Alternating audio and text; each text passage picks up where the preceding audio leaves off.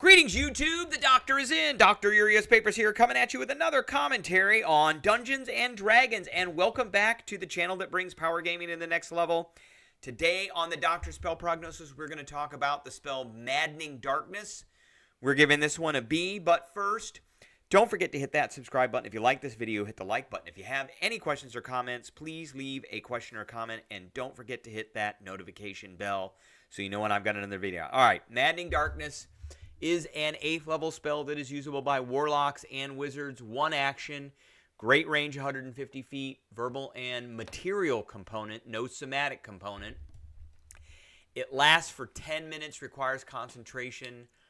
The 10 minutes might be a little bit much, but you might want to use this in a kind of near combat situation or in a situation where you're going to need it for that long. But for most combats, it's 3 or 4 rounds, and that's it. So, and it's an evocation, so it's usable by wizards, so evocation wizards. All right, so magical darkness spreads from a point you choose within range to fill a 60-foot radius sphere until the spell ends. The darkness spreads around corners. Creatures with dark vision cannot see through the darkness. Non-magical light, as well as light created by spells of 8th level or lower, cannot illuminate the area, which means you need a 9th level spell that generates some kind of light to do this, or you can just hit it with Dispel Magic.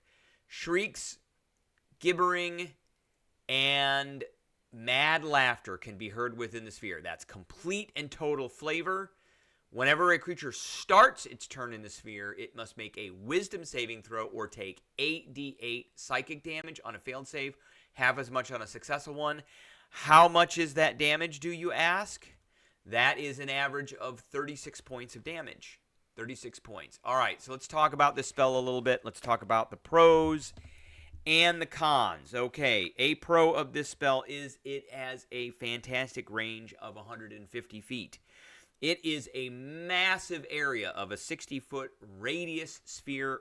That is a pro. Also a con, because it's such a big area, it might be a problem. Now, it does go around corners. That's a pro.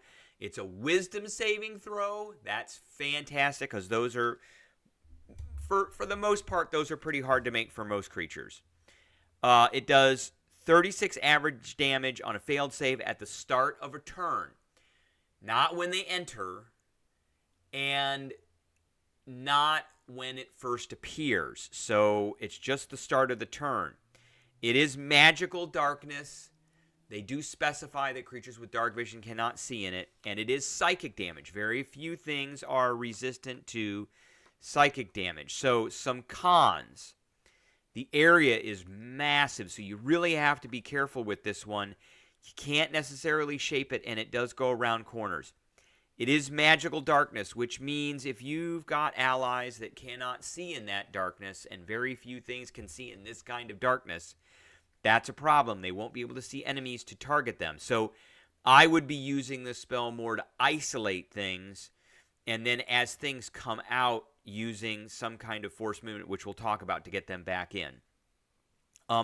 I really feel that for an 8th level spell, that this spell should do a little bit more other than just 8d8 psychic damage.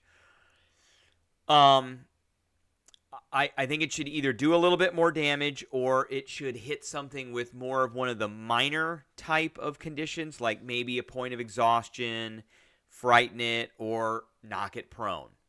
Maybe they're so beset by the psychic assault on their brain that they fall to their knees and they go prone. Not necessarily things like stunning or restraining, because they do have to, they're going to take that damage every round.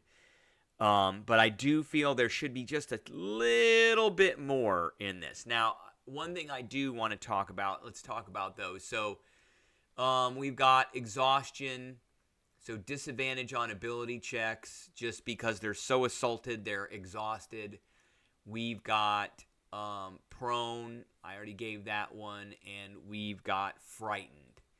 And that kind of makes sense with this. It's maddening darkness. Maybe they're frightened. For the warlock, I don't really think there's any one warlock that's good at this.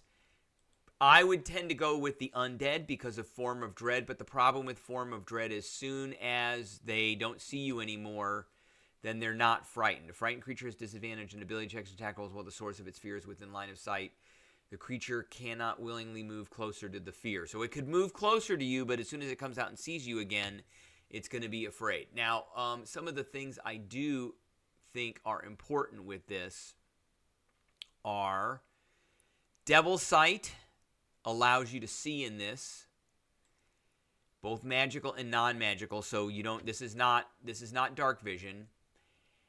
And I would also say a good thing to have for these types of warlocks, just in general with any warlock, is Repelling Blast. That's a good one for pushing. And by this level you're getting 3 Eldritch Blasts, so you can push something 30 feet and push it right back into the darkness where it's going to start its turn and it's going to take damage and it's going to be stuck and it's going to have to walk back out again. Now, there's a lot of other types of forced movement, but again, you should work really closely with your group to kind of go over the spells that you have, and this is one of them. Hey, I've got this spell, and it's going to spread out. The creatures are going to take it at the start of their turn. They're going to try and get out because they can't see, and they don't want to take the damage anymore. So, pull out those pusher feats or the pushing attacks for the fighters or the repelling blasts or those spells like Thunder Wave and things like that that are going to whack these creatures back into the darkness, and then they can start their turn again and they can take that average of 36 damage. I mean, for the most part, other than that, this spell is pretty straightforward. Another thing I don't like about this spell is this 10-minute duration. It's good and it's not so good. It's a little bit overboard. It doesn't really need to be there. I feel like, and this is from Xanthar's Guide to Everything, so this is a completely different set of authors that worked on this spell than the authors that worked on, say, like the Player's Handbook. And so I feel like that 10-minute duration, they added that in there and said, oh, well, it lasts for longer, so it must, than the standard minute that we've got for concentration spells. So therefore, it definitely should be an 8th level spell. I feel like this is more of a 7th level spell than an 8th level spell, maybe a 6th level spell, but it's not an 8th level spell. We could do without the 10 minutes, and making it a 7th level spell would be perfectly fine. But 10 minutes is what it is, and that's what we're getting. So, why not make it last for an hour then? And then really make it truly something that could be useful outside of combat in a situation where you might be setting up an ambush to be ready for something. But you could be waiting to see something and cast this, and it lasts for 10 minutes, and then you could be assaulting groups of things as they come through or come out of the darkness. All right, that is what I have for everybody today. I appreciate everybody tuning in, and I will catch everybody later.